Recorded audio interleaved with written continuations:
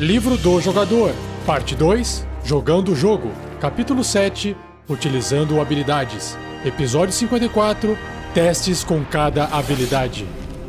Regras do D&D 5e. Uma produção RPG Next. Seja bem-vindo, seja bem-vinda a mais um Regras do D&D 5e. Eu sou Rafael47 e nesse episódio irei apresentar a você o que o livro do jogador do RPG Dungeons & Dragons 5ª edição diz sobre como utilizar as habilidades, os atributos do seu personagem e fazer testes de resistência, os Saving Throws.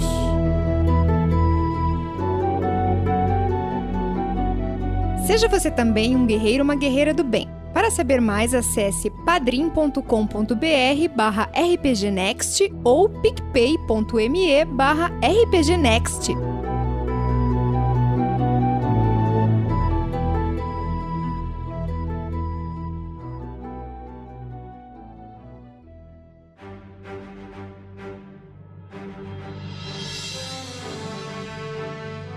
Dando continuidade na leitura, na resenha do livro do jogador, o Player's Handbook do D&D 5e, o Dungeons & Dragons 5ª edição, se você abrir o livro, se você puder abrir o livro, né?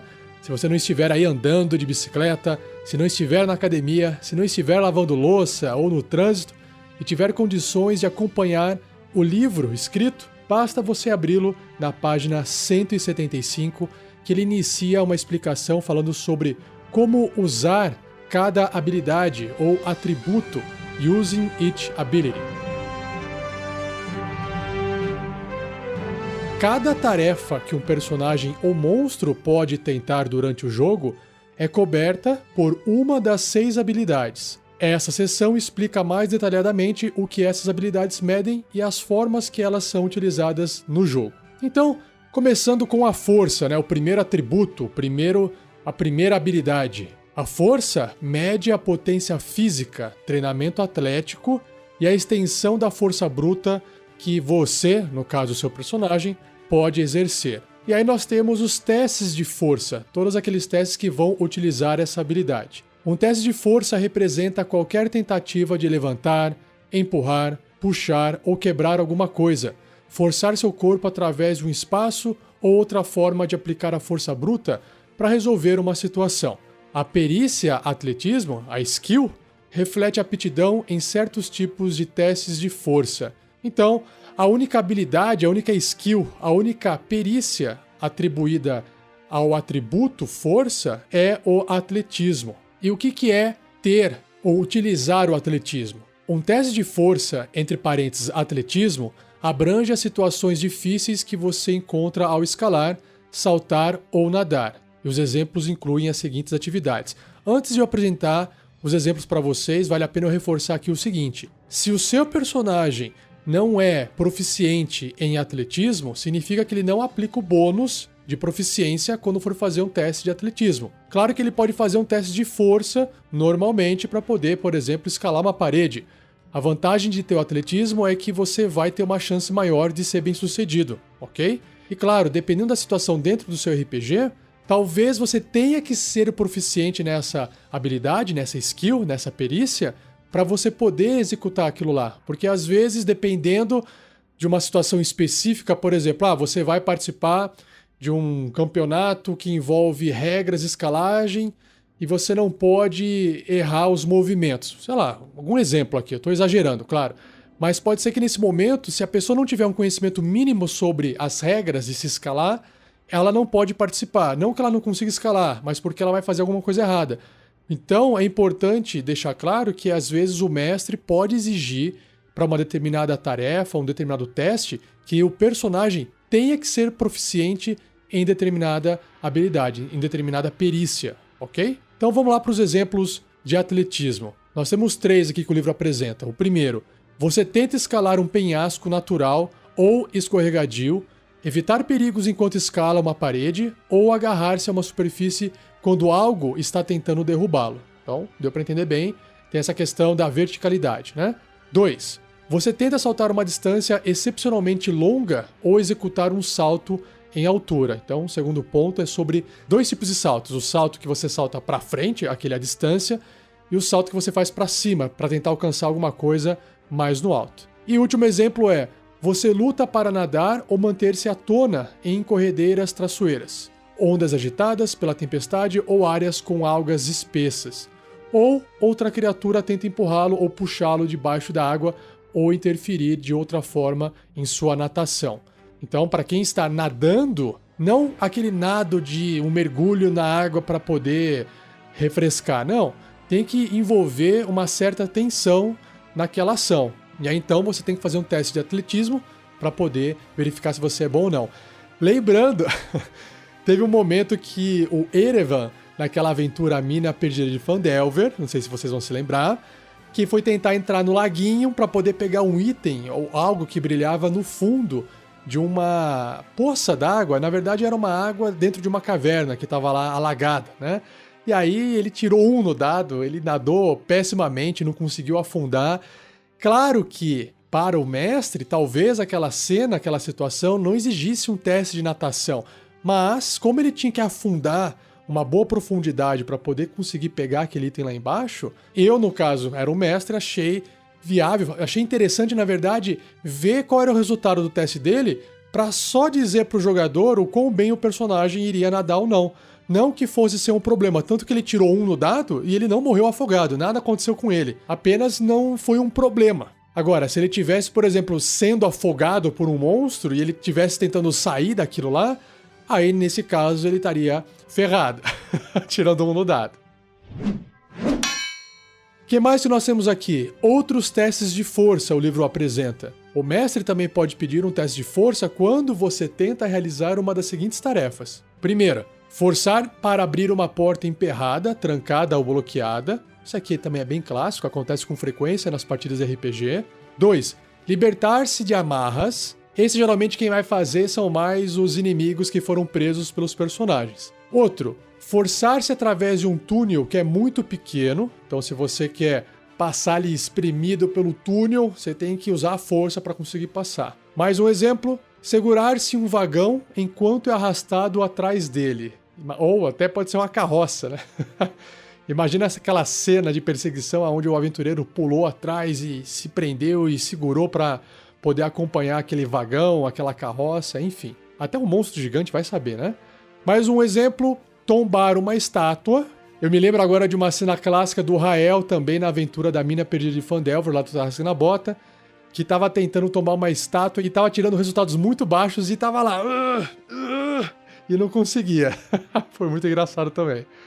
E por fim, impedir uma grande pedra de rolar. Tá lá alguém segurando uma pedra para não deixar ela cair na cabeça dos outros. Também tem que fazer um teste de força aqui, ou atletismo. Que mais que é importantíssimo dentro do seu jogo para poder usar a habilidade de força? As jogadas de ataque e dano, claro. O seu personagem, ou você, como o livro gosta de diferenciar, adiciona um modificador de força em suas jogadas de ataque e de dano quando estiver atacando com uma arma corpo a corpo, tal como uma maça, um machado de guerra ou uma azagaia. Você usa armas de ataque corpo a corpo para realizar ataques em um combate corpo a corpo, claro. E algumas dessas armas podem ser arremessadas para realizar um ataque à distância. Por exemplo, você tem uma adaga, que pode ser utilizada para combate corpo a corpo, e ela também pode ser arremessada num ataque à distância. Sobre as regras e como o combate realmente funciona, irei apresentar para vocês em episódios futuros quando a gente chegar no capítulo de combate. Também temos uma parte muito importante aqui que deve ser considerada, que é erguendo e carregando. O seu valor de força determina a quantidade de peso que você pode suportar. Os termos a seguir definem o que você pode levantar ou carregar. Então nós temos o primeiro termo, que é a capacidade de carga, ou seja, quanto que o personagem pode carregar. A capacidade de carga do personagem é igual à capacidade máxima, ok? É igual a 7 vezes e meia o valor de força. Esse é o valor do peso em quilogramas que o seu personagem pode carregar. Então, por exemplo, se ele tem 10 de força, ele pode carregar 75 quilos, ok? o que é alto o suficiente que a maioria dos personagens geralmente não tem que se preocupar com isso. Resumindo, o seu personagem não tem que se preocupar com isso quando ele tá vestindo os itens que ele tem lá normalmente, armadura, armas, está carregando uma mochila com provisões. Realmente não há o que se preocupar com isso nesses momentos. Agora, opa, achei uma armadura, quero carregar um corpo, quero levar essas 3.000 moedas que eu achei aqui. Isso vai adicionar uma carga bem mais alta e aí pode ser que dê problema pro seu personagem carregar aquilo lá, certo? E um detalhe, no livro original, em inglês, nós temos o valor de força multiplicado por 15 ao invés de 7,5. Por quê? Porque é um arredondamento de que a libra é quase meio quilo. Então, para não ter que fazer aquela conta quebrada de que uma libra é mais próxima de 450 gramas do que 500 gramas, o pessoal, na tradução em português, acabou transformando esse valor numa metade, ou seja, 7 vezes e meio ao invés de 15. O próximo tópico é sobre puxar, arrastar e levantar coisas, cargas. Porque se o peso começa a ficar muito alto, o próximo passo é você começar a puxar, arrastar ou levantar as coisas. Então, o seu personagem pode arrastar, puxar ou erguer um peso em quilogramas até 2 vezes a capacidade de carga dele, ou 15 vezes o valor de força dele. Ao empurrar ou arrastar um peso superior à sua capacidade de carga, o seu deslocamento é reduzido para 1,5 metro, ou seja, um quadradinho de 5 pés ali no tabuleiro. Então, usando aquela força média de 10 de uma pessoa média, ela pode então puxar, arrastar ou até levantar 150 quilos. E levantar aqui é levantar do chão, né? Não é levantar em cima da cabeça. E quando o seu personagem estiver arrastando esse peso de 150 quilos ou mais, se ele tiver uma força 10, o deslocamento dele cai para um quadradinho no tabuleiro. 1,5 metro, 5 pés. Um terceiro ponto é o tamanho e a força do seu personagem. E o outro tópico compara o tamanho e a força das criaturas. Ou seja, criaturas grandes podem suportar mais peso, enquanto que criaturas miúdas, ou seja, aquelas criaturas que são do tamanho de gato, por exemplo, podem carregar menos. Para cada categoria de tamanho acima de médio, a capacidade de carga da criatura é dobrada, assim como o montante de peso que ela pode empurrar, puxar ou levantar. E para uma criatura miúda, tipo um gato, esses pesos são reduzidos pela metade. Vamos fazer um exemplo com um ogro que tem força 20 e um super-humano, um draconato, que também tem força 20, que é o máximo que dá para chegar. Esse super-humano super forte conseguiria carregar numa boa 150 quilos e conseguiria arrastar ou empurrar 300 quilos. Já o ogro, com a mesma força, o mesmo número de força, conseguiria erguer numa boa, carregar, né, colocar na mochila e sair andando por aí, os 300 quilos e empurrar,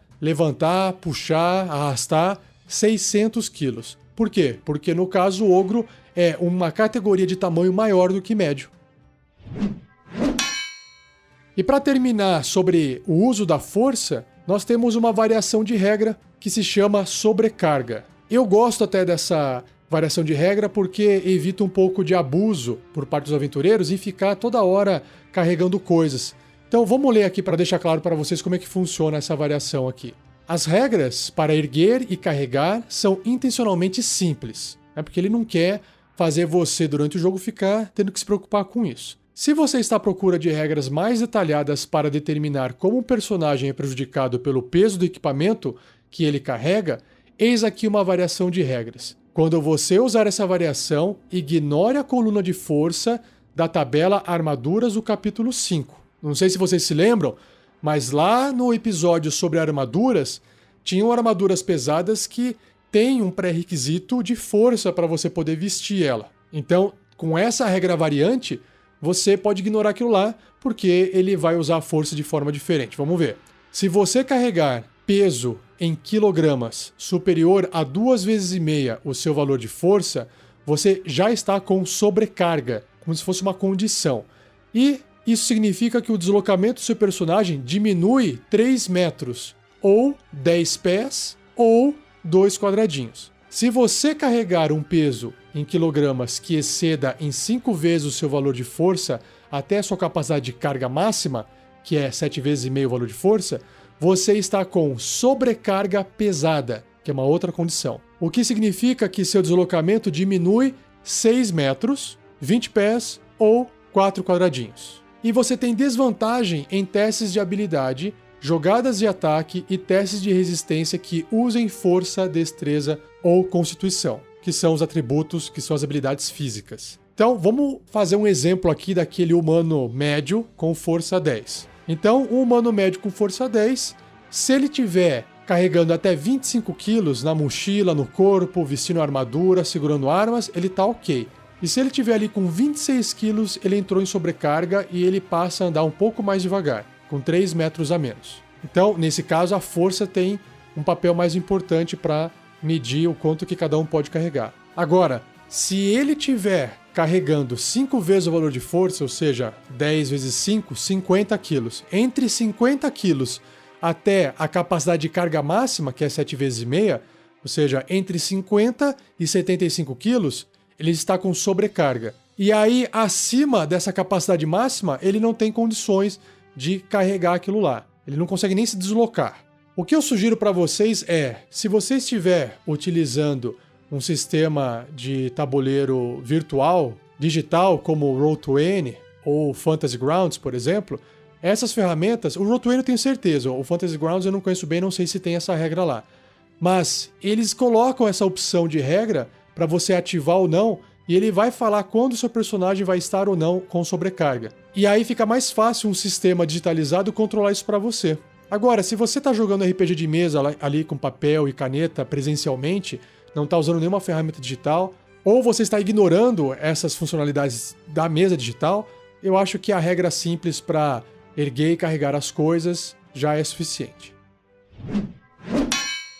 Próximo atributo, a próxima habilidade é a destreza. E ela representa a agilidade, os reflexos e o equilíbrio do seu personagem. E o que representa um teste de destreza? Ele representa a tentativa de se mover com agilidade, rapidez ou em silêncio, ou para evitar cair quando você estiver andando por um trajeto, algum local traiçoeiro. Tipo, sei lá, uma tábua de madeira. As perícias, as skills, acrobacia, furtividade e prestidigitação refletem aptidão em certos tipos de testes de destreza. Então, vamos para essa primeira skill, acrobacia. Um teste de destreza acrobacia abrange uma tentativa de permanecer em pé em uma situação complicada, como tentar correr sobre uma camada de gelo, equilibrar-se na corda bamba ou ficar em pé no convés de um navio que balança. O mestre também pode pedir um teste de destreza acrobacia para ver se você é capaz de realizar acrobacias como cambalhotas e saltos mortais. Então, a própria palavra acrobacia já entrega bastante o que dá para ser feito com essa skill. A próxima é a prestidigitação Sleight of Hand. Sempre que você tentar realizar um ato de prestidigitação ou de trapaça manual, que seria até uma tradução melhor para Sleight of Hand, como plantar alguma coisa em outra pessoa ou esconder um objeto em sua roupa, você deve fazer um teste de destreza, prestidigitação. O mestre também pode pedir um teste de destreza, prestidigitação, para determinar se você pode roubar uma bolsa de moedas de outra pessoa ou pegar algo do bolso de outra pessoa. Que eu acho que geralmente esse tipo de habilidade, esse tipo de façanha, geralmente os ladinos querem fazer, né? Então é importante o mestre sempre pedir esse tipo de teste para poder tentar ver se o personagem é bem sucedido ou não. Porque geralmente ele vai fazer isso no corpo de outra pessoa. Então não é qualquer um que pode chegar lá e fazer isso sem a pessoa perceber. E nós temos um outro uso muito importante da destreza, que é através da skill furtividade. Um teste de destreza furtividade é realizado para tentar esconder-se de inimigos, esgueirar-se por guardas, escapar sem ser notado ou aproximar-se de alguém sem ser visto ou ouvido. E lembrando que esse teste ele é impactado caso o seu personagem esteja vestindo uma armadura que faz barulho, que causa desvantagem nos testes. Por quê? Porque é um monte de placa de metal que você está andando, aquilo faz barulho, chama atenção e dificulta o personagem ser furtivo. Porque ser furtivo é você andar sem produzir ruído, você escolher uns caminhos que vão impedir que alguém consiga enxergar você, e também não adianta você estar atrás de uma caixa que ninguém te vê e você tá lá fazendo barulho. As pessoas vão entender que tem alguma coisa ali atrás. Então, furtividade é a soma desse movimento que tem a ver com barulho e que também tem a ver com a questão da visão, ou seja, sem ser visto ou sem ser ouvido. E quais são os outros testes de destreza que o mestre pode pedir? Nós temos controlar uma carruagem muito carregada em uma ladeira, dirigir uma biga em uma curva acentuada, abrir uma fechadura, e esse aqui o seu personagem vai fazer com bastante frequência na aventura, principalmente se ele for um ladino, desarmar uma armadilha, também extremamente importante, amarrar um prisioneiro com segurança, escapar de amarras, tocar um instrumento de cordas, criar um objeto pequeno ou detalhado. Repare que escapar de amarras também está aqui.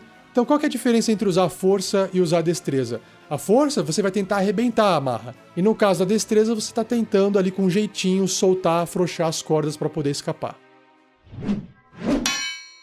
Ainda sobre a questão da furtividade, o livro traz um box, uma caixinha de texto, muito importante falando sobre como o personagem pode se esconder. Quando você tenta se esconder, você deve fazer um teste de destreza furtividade. Até que você seja descoberto ou pare de se esconder, o resultado desse teste é resistido por um teste de sabedoria e percepção de qualquer criatura que procure ativamente por sinais de sua presença. O mestre decide quando as circunstâncias são apropriadas. Vou dar um exemplo aqui. O seu personagem entrou atrás de um pilar dentro de uma sala e ele falou assim: eu quero me esconder atrás desse pilar para que aquele orc não me veja. E aí ele faz o teste e tirou lá, por exemplo, 10 no dado mais 5 de furtividade, dando 15. O orc, se ele não estiver percebido você chegar até ali, ele vai usar a percepção passiva dele. Então, se ele tiver uma percepção passiva de 14, por exemplo, ele não vai perceber você. Agora, se o orc desconfiou de alguma coisa, de repente aconteceu alguma coisa ali na cena que ele resolveu falar: ué, será que tem alguém aqui nessa sala? Ele não tá vendo. E aí, nesse momento, o mestre pode rolar um teste de percepção, sabedoria, percepção pro orc, só que aí ele tem que tirar 15 ou mais para poder enxergar o jogador escondido atrás da pilastra. O que significa que, se ele tirou 15, por exemplo, ele, enxerguei uma sombra no chão, enxerguei um pedaço da capa balançando e percebi que tem alguém atrás do pilar. Deu para entender? É assim que funciona. Continuando aqui, ó. Você não pode se esconder de uma criatura que possa vê-lo claramente. Claro, sabe aquela coisa de criança, que a criança entra embaixo da cortina e ela acha que ela tá escondida, mas tem o pé dela pra fora? É a mesma coisa no jogo. Não tem como você se esconder se o bicho tá te vendo, ok? E, claro, se você fizer algum barulho, como gritar um aviso ou derrubar um vaso. Foi como eu disse, você tá atrás do pilar e você grita. A pessoa sabe que você tá lá. Continuando.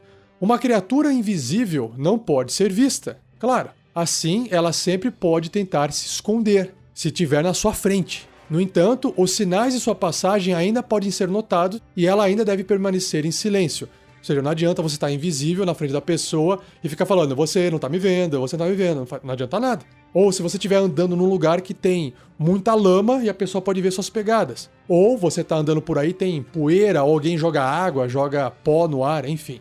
Claro que aí nós temos a regra de você estar invisível, que vai dificultar qualquer ataque contra você. Mas o jogador, ou a criatura, ou o monstro, enfim, sabe onde você se encontra, independente se é difícil ou não de se acertar. O que mais que o livro fala? Em combate, a maioria das criaturas está alerta para sinais de perigo ao seu redor. Então, se você sair de seu esconderijo e se aproximar de uma criatura, ela normalmente o verá. No entanto, em determinadas circunstâncias, quais circunstâncias? Vocês estão infiltrando um local onde os inimigos não estão esperando uma invasão, ok? O mestre pode permitir que você permaneça escondido enquanto se aproxima de uma criatura que está distraída e que concede a você vantagem em um ataque antes de ser visto.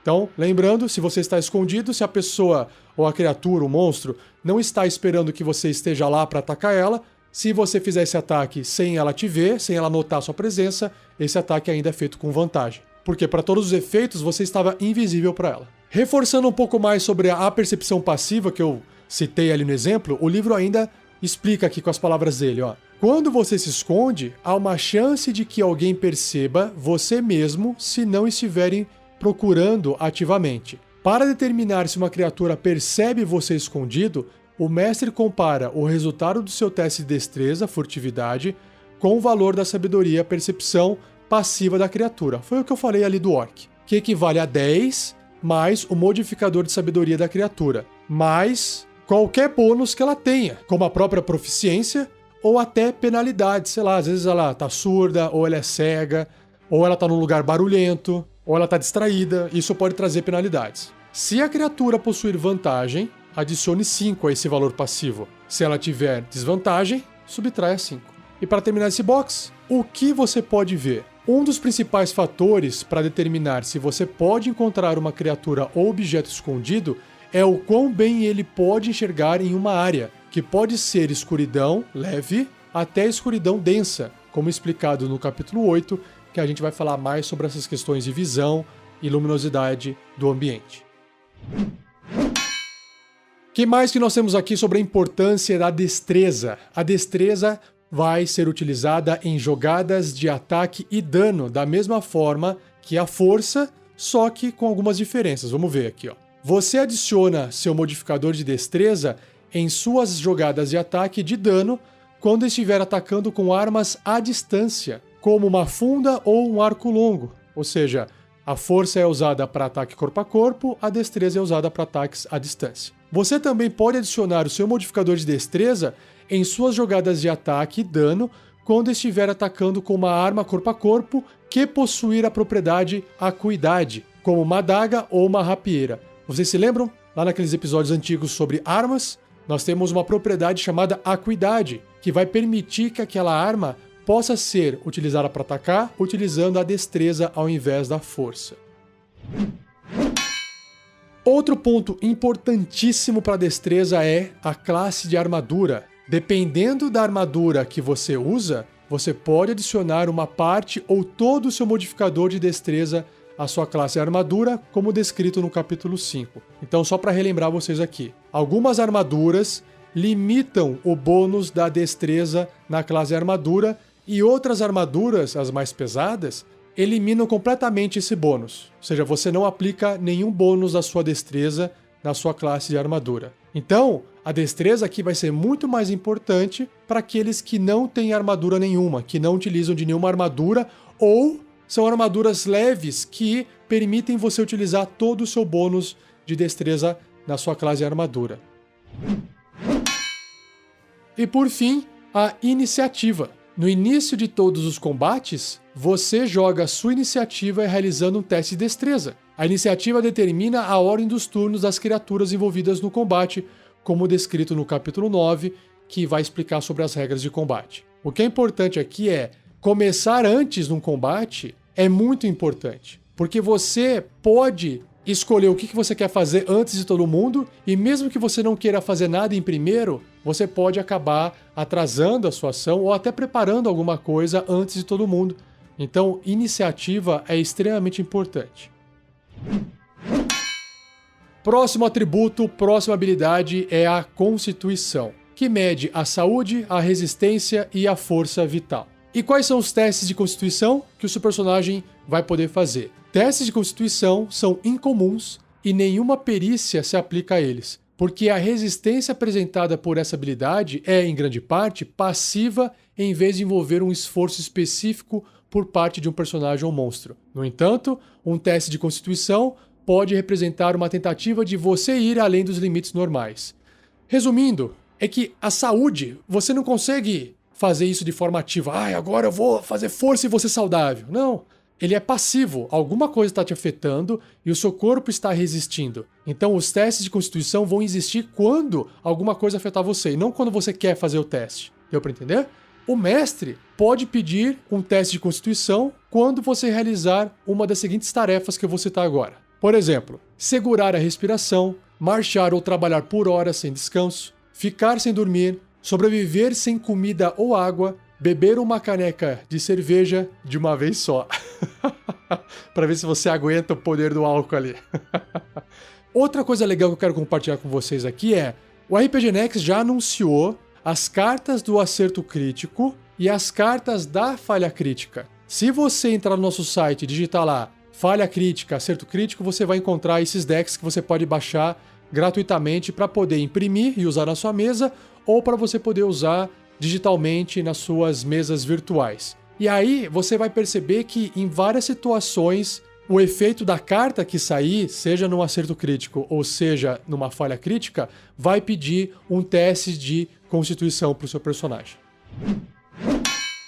No entanto, apesar de não ter nenhuma skill associada à constituição, a constituição tem um ponto muito importante nos pontos de vida do personagem, que, convenhamos, é uma das coisas mais importantes porque é o que define se você está ativo, se você está vivo, se você está morto. Então, o modificador de constituição contribui para os seus pontos de vida. Normalmente, você adiciona o seu modificador de constituição para cada dado de vida que jogar para os seus pontos de vida. Vocês lembram naqueles episódios sobre as classes, que para cada classe tinha os pontos de vida inicial? Então, é aqui que a constituição entra. E também para cada nível que o seu personagem for evoluindo. Se o modificador de constituição mudar, o seu máximo de pontos de vida também muda, como se você tivesse novo modificador desde o primeiro nível.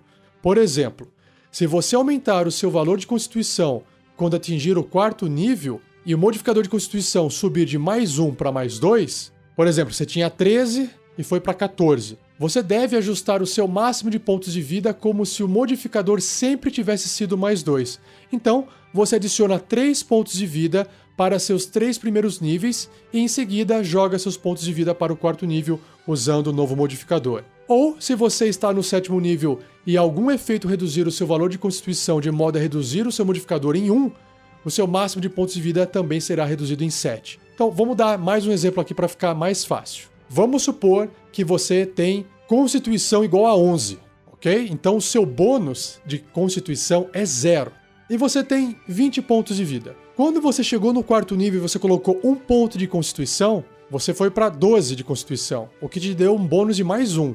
Então, você vai receber os pontos de vida do 4º nível e mais 3, porque é mais 1 ponto de vida para o 1º nível, mais 1 ponto de vida para o 2º nível e mais 1 ponto de vida para o 3º nível. É uma compensação de vida pelo nível que o seu personagem está. E a mesma coisa vai acontecer quando você receber uma magia ou algum efeito que consome a sua constituição. Os seus pontos máximos de vida também vão baixando 1 em 1 para cada bônus reduzido. Então, se você, nesse mesmo exemplo, está com 12 de constituição, que te dá mais 1, e você sofreu uma magia que reduziu 1 ponto da sua constituição, baixando de 12 para 11, o que faz o modificador ser mais 1 voltar a ser 0, você vai perder 1 ponto de vida para cada nível que o seu personagem está. Deixa eu dar um outro exemplo aqui que pode ser uma pegadinha para alguns de vocês. Você tem um guerreiro de 5º nível, ele tem 50 pontos máximos de vida, mas ele está com 5 pontos de vida atuais porque ele está cansado no meio do combate. Está lá todo exausto já, de tanto lutar. E aí ele recebe uma magia que reduz a constituição dele em 2 pontos. E aí ele perde 1 de modificador. Então o modificador dele era mais 2 e passou a ser mais 1. Reduziu em 1. Aí você vai falar, peraí, então aqueles 5 pontos de vida que ele tem, ele vai perder porque ele tá no 5º nível. Ele vai ficar com 0. Não. Ele, ao invés de ter 50 pontos de vida máximos, ele passa a ter 45. Mas ele continua com aqueles 5 pontos de vida. Se alguém for curar ele, ele vai curar no máximo até 45 pontos. E não vai chegar até os 50 que normalmente ele iria chegar. Até alguém restaurar a constituição dele. Deu para entender?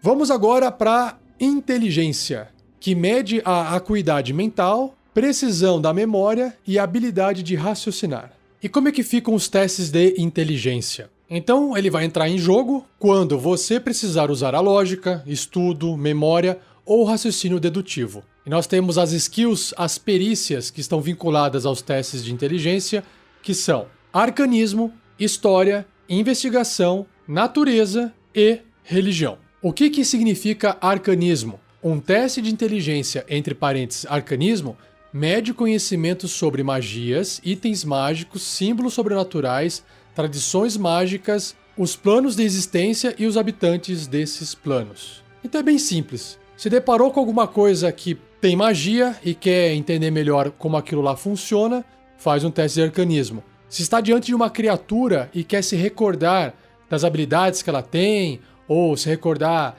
de como ela convive, de como ela foi criada, também um teste de arcanismo pode te ajudar.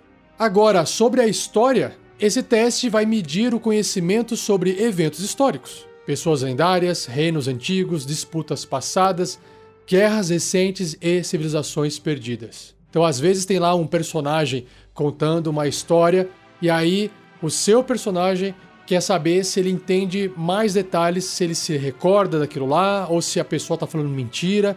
Então, cabe um teste de história para poder verificar os fatos ou até para recordar essas informações. Sobre a investigação, quando você olha ao redor em busca de pistas e faz deduções com base nesses indícios, você realiza um teste de inteligência, entre parênteses, investigação. Você pode deduzir a localização de um objeto escondido, discernir a partir da aparência de um ferimento, que tipo de arma o causou, ou determinar o ponto mais fraco em um túnel que poderia causar o seu colapso. Debruçar-se sobre pergaminhos antigos em busca de um fragmento escondido de conhecimento também pode necessitar de um teste de inteligência, entre parênteses, investigação. Eu acho que vale a pena comentar um pouco mais aqui, que às vezes os jogadores vão ficar, até o mestre, né? Vão ficar assim, caramba, eu faço um teste de percepção ou eu faço um teste de investigação? Qual é a diferença? Se eu estou olhando para alguma coisa, como que eu sei se eu tenho que fazer uma investigação ou se eu tenho que fazer uma percepção? Então assim, como que eu gosto de usar as regras nesse sentido? Percepção vem de perceber, ou seja, será que você percebeu que aquilo está diante de você? Será que você viu aquele corte no corpo da pessoa?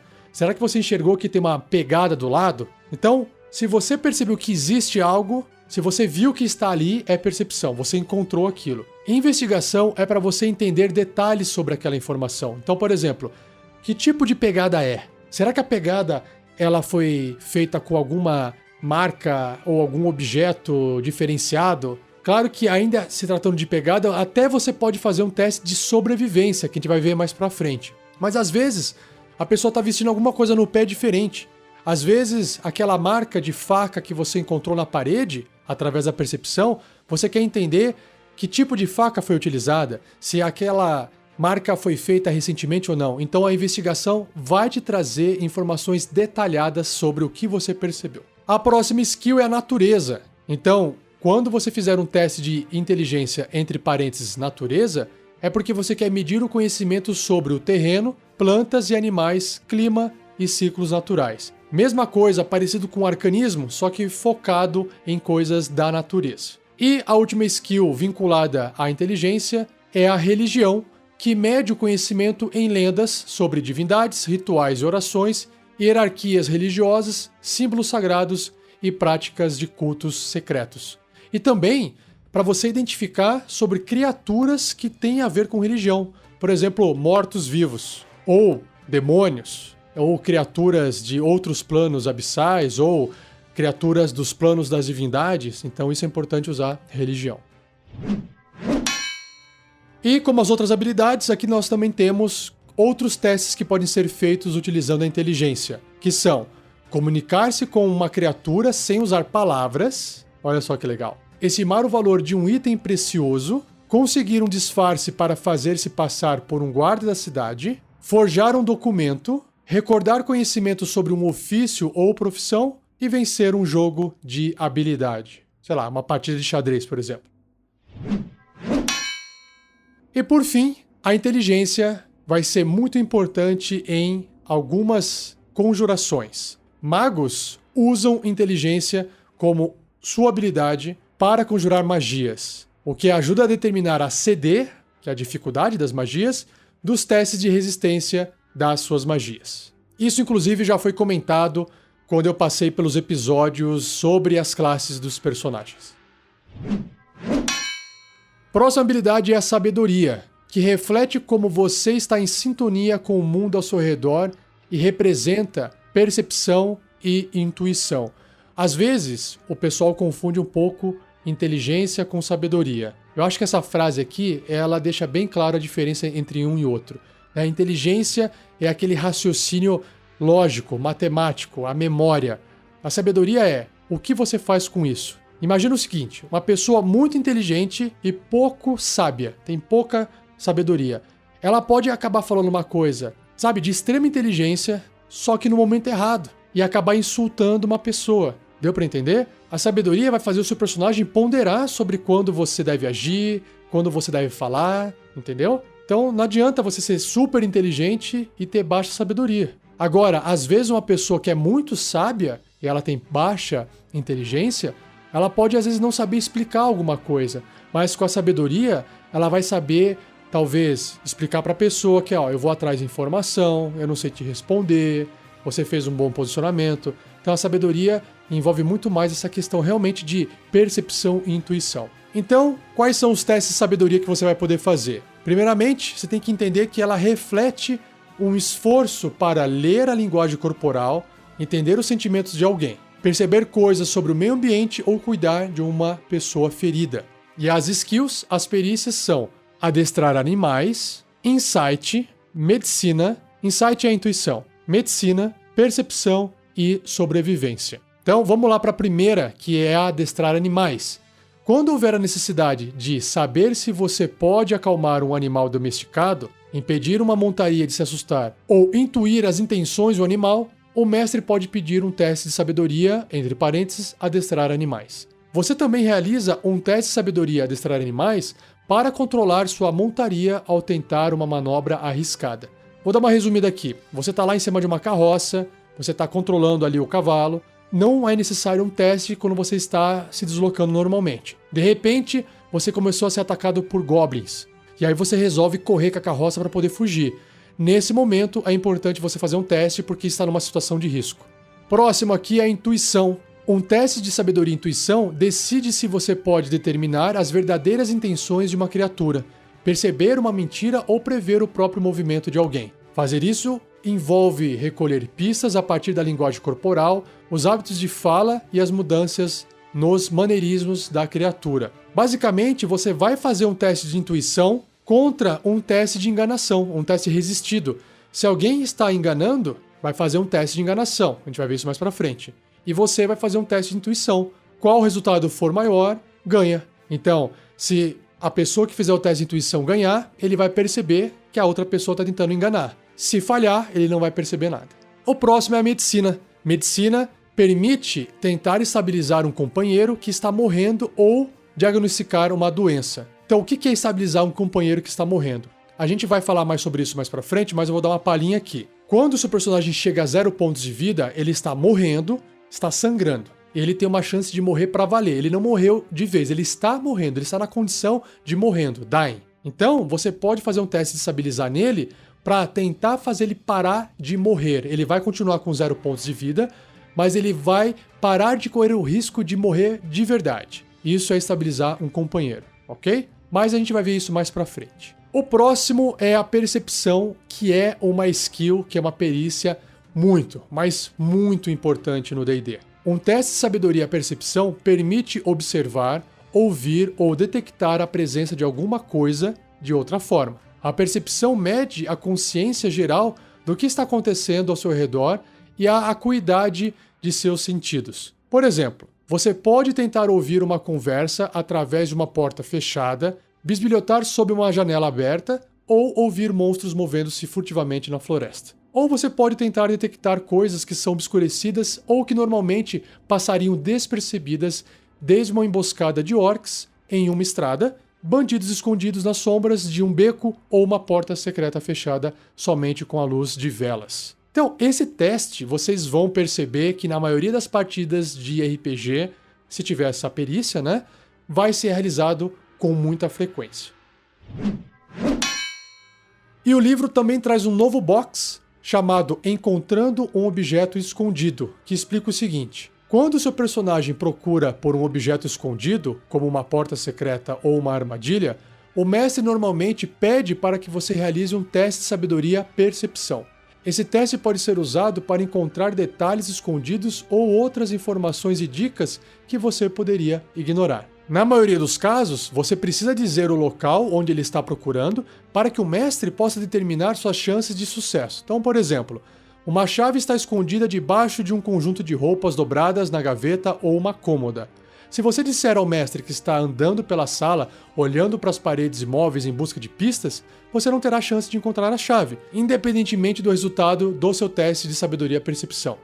Você teria que especificar que estava abrindo as gavetas ou procurando a cômoda para ter alguma chance de sucesso. Então assim, aqui é um pouco polêmico porque imagina os personagens entrando dentro de uma casa abandonada, igual foi a última aventura que foi finalizada, A Casa da Morte, publicada lá no Tarrasque na Bota, e o personagem entra e fala: eu olho embaixo da cama, eu olho na escrivaninha, eu olho no armário, e ele repete isso toda vez. O que eu acho que é mais interessante é, cada um fala assim: o que vocês querem fazer? Eu vou dar uma olhada geral na sala. Beleza. Então se tiver uma coisa no chão, nas paredes, ele vai encontrar. Se tiver e for bem sucedido, ele vai encontrar. O outro fala assim: eu vou dar uma investigada nos móveis. Tudo que tiver de móveis eu vou investigar.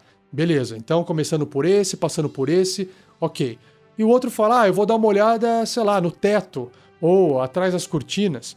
Eu acho que é mais interessante fazer uma descrição mais genérica e aí cada um faz um teste separadamente e aí o mestre simplesmente fala: olha, você olhou na escrivaninha, não encontrou nada, e a hora que você olhou embaixo da cama, você encontrou tal coisa, encontrou a chave aí do exemplo. É mais fácil do que você fazer um teste para a escrivaninha, depois um teste para olhar embaixo da cama. Eu acho que testes excessivos cansam o jogo também e não trazem uma diversão a mais. Agora, é claro que é importante fazer o teste, porque senão, toda vez que ele entrar num local, o mestre sempre vai falar o que ele encontrou. E sempre que ele entrar num local e não tiver nada para encontrar, o jogador vai saber: se o mestre não falou nada, é porque aqui não tem nada para ser encontrado.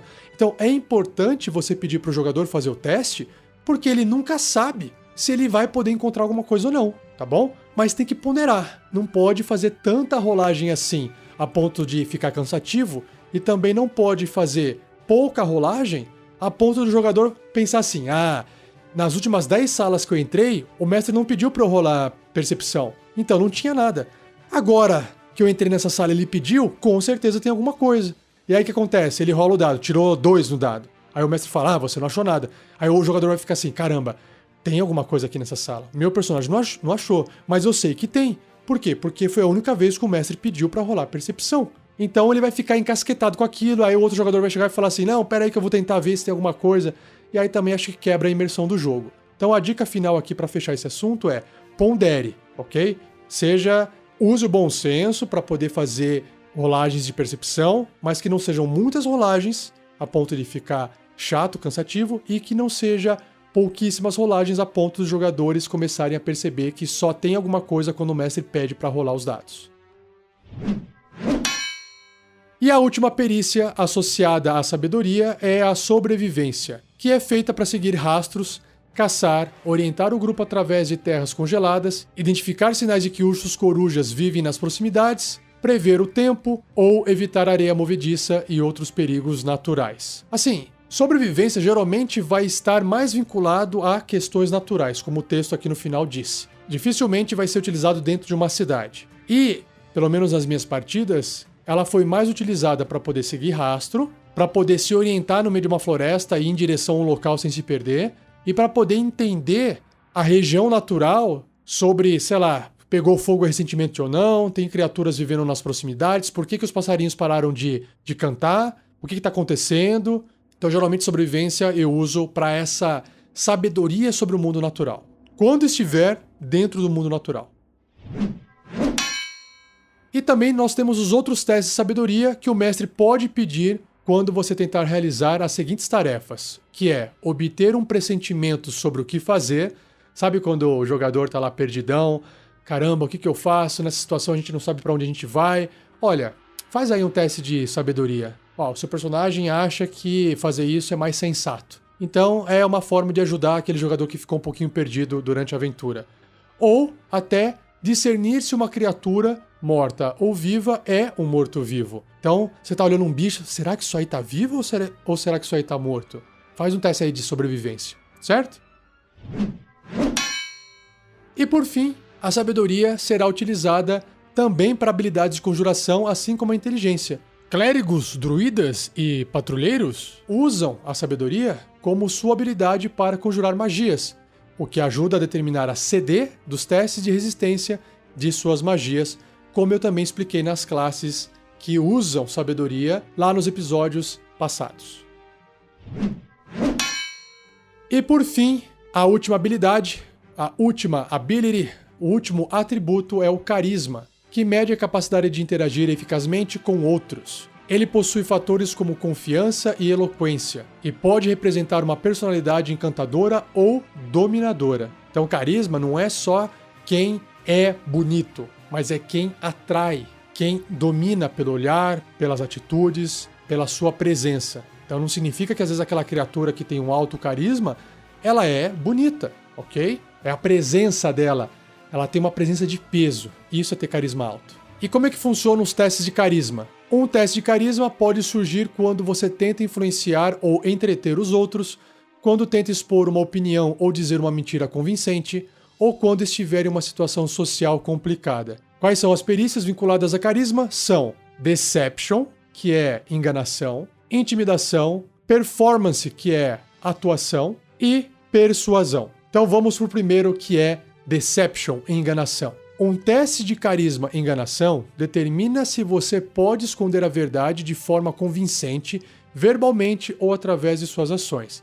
Esse engano pode abranger tudo, como iludir os outros através de uma mentira cheia de ambiguidade. Tipo, fake news. Situações típicas incluem tentar ludibriar um guarda, iludir um comerciante, ganhar dinheiro através de jogos de azar, usar um disfarce, amenizar as suspeitas de alguém com falsas garantias ou manter uma cara séria ao contar uma mentira descarada. Intimidação. Ao tentar influenciar alguém através de ameaças abertas, ações hostis e violência física, o mestre pode pedir a realização de um teste de carisma e intimidação.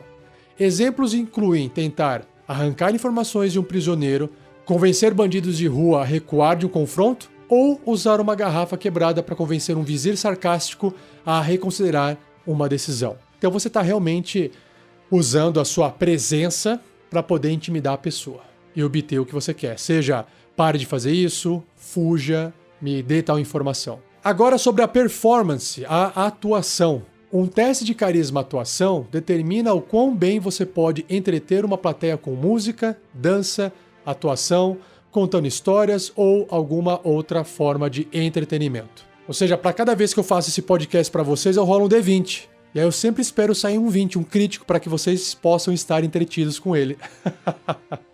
E por fim, nós temos a persuasão. Quando você tenta influenciar alguém ou um grupo de pessoas com tato, delicadeza ou boa índole, o mestre pode pedir para você fazer um teste de carisma, persuasão. Normalmente você usa a persuasão quando está agindo de boa fé para promover amizades, fazer pedidos cordiais ou exibir a etiqueta apropriada. Ou seja, a persuasão é meio que o oposto da intimidação. O fim pode ser até o mesmo. Eu quero extrair informação dessa pessoa. Só que ao invés de eu estar sendo agressivo, como na intimidação, eu estou sendo aqui gente boa, falando com cuidado, falando com educação para poder extrair informação de forma amigável. Exemplos de persuadir os outros incluem convencer um mordomo a deixar o seu grupo ver o rei, negociar a paz entre duas tribos em um conflito ou inspirar uma multidão de pessoas da cidade. Quero fazer uma observação aqui que é interessante que, dependendo da situação, usar intimidação pode ser um problema ou usar persuasão pode ser um problema. Por exemplo, você está na frente de um rei, você quer obter alguma informação do rei. Será que vai adiantar você intimidar o rei? Pode ser que dê problema. Pode ser que por mais que você seja bem sucedido em intimidar o rei não é intimidável, pois ele tem um poder ou ele está numa situação em que a sua intimidação não vai funcionar. E aí o que vai acabar acontecendo? A intimidação vai se voltar contra você. Você vai acabar intimidando uma pessoa que tem poder e você vai acabar se ferrando. Então tem que tomar cuidado na hora de usar isso aí. E persuasão também. Será que adianta você chegar para um gigante da colina que só respeita quem é gigante, que só respeita quem é ogro, né? Quem é, no sentido assim, brutamontes, e você lá vai ser todo cuidadoso fazendo persuasão? Depende, às vezes você quer oferecer uma quantia em dinheiro, só que aí você tá mentindo para ele, né? A não ser que você realmente fale assim, olha, eu tenho aqui, eu posso te oferecer isso aqui. Mas pode ser que a intimidação funcione melhor. Então tem que saber ponderar na hora de escolher qual tipo de atitude você vai fazer diante de um personagem ou uma criatura. Continuando aqui, quais seriam os outros testes de carisma que o mestre poderia pedir para os jogadores? Tem 2 exemplos. Achar a melhor pessoa para saber sobre notícias, rumores e boatos, ou seja, você está lá na cidade e você está todo lá com o seu jeitão, com a sua ginga, com o seu linguajar, tentando, vocês conhecem uma pessoa assim? Beleza, valeu cara, até mais, tchau. Né, aquele jeito de falar com o pessoal para poder obter informação. E outra é misturar-se na multidão para descobrir os temas centrais da conversa. Você não está se comunicando com as pessoas, você está ali, foi no bar, pediu um drink, ficou de butuca ouvindo uma conversa, depois você derrubou a bebida, sei lá, em cima de alguém para poder ver a reação das pessoas, para você ver se as pessoas vão sacar uma arma, se tem gente ali com a mão na arma, ou se tá todo mundo meio bêbado de verdade e tá nem aí pra cena. Então isso envolve carisma. Por fim, bardos, bruxos, feiticeiros e paladinos usam carisma como sua habilidade para conjurar magias, o que ajuda a determinar a CD dos testes de resistência de suas magias.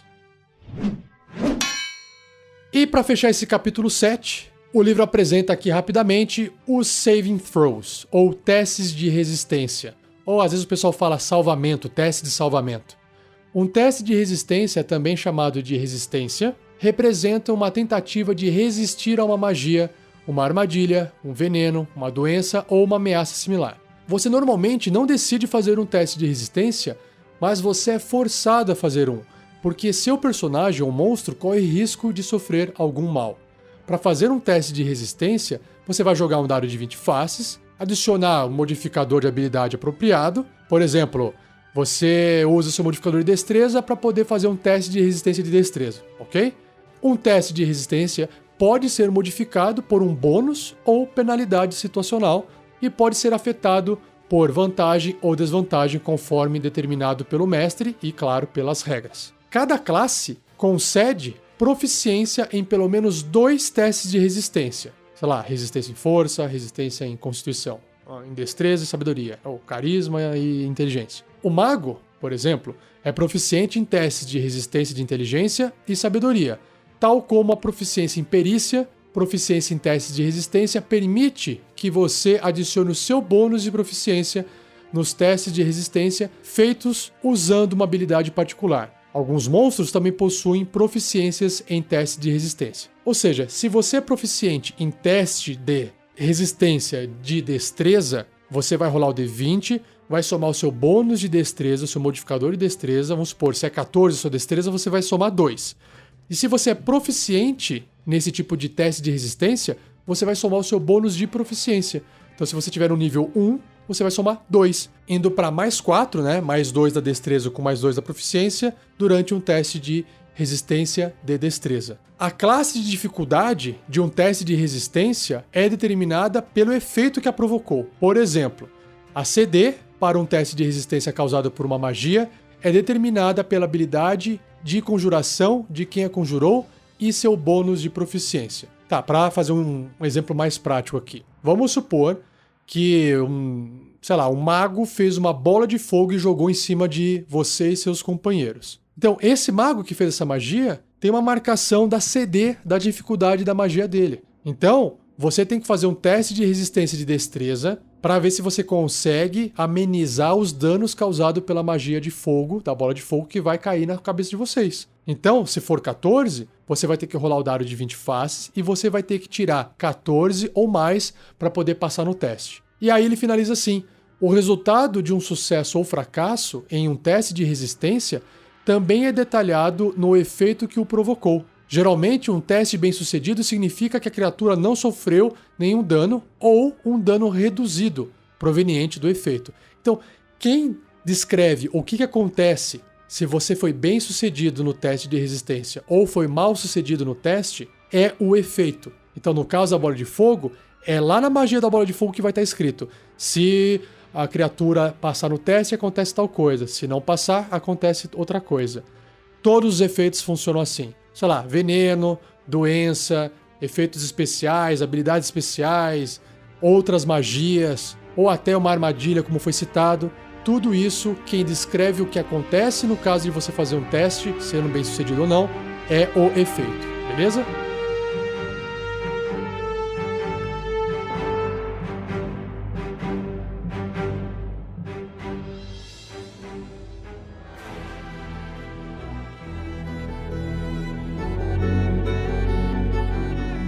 E assim eu finalizo o capítulo 7, utilizando habilidades. Espero que você tenha gostado desse episódio. Não se esqueça de compartilhar com seus amigos, amigas, jogadores, jogadoras e mestres de RPG. Se você quiser continuar a discussão desse podcast, pode acessar o post desse episódio em qualquer local que você tiver ouvido e deixar seu comentário lá para as outras pessoas poderem ler e para a gente também poder te responder. E uma dica aqui para vocês. Se vocês estão comentando com seus amigos e amigas sobre esse podcast, né, pessoas que não conhecem, ou falam assim, eu não tenho tempo para poder parar e ficar ouvindo esses negócios aí, ou não tenho hábito, nem sei o que é podcast, sugiro para vocês o seguinte, avise para eles acessarem o RPG Next via Spotify. Nós estamos dentro do Spotify com todos os nossos podcasts lá dentro, ou seja, não tem mais desculpa para a pessoa não conseguir ouvir os podcasts que você quer que ela ouça. Então, fale para eles, não precisa nem explicar o que é podcast. Fala assim, você tem Spotify aí? Digita aí RPG Next. Encontre os nossos casts e ouça, seja feliz.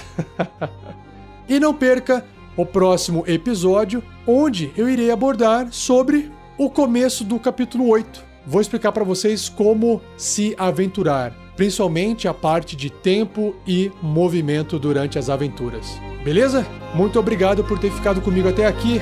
Um abraço e até o próximo episódio.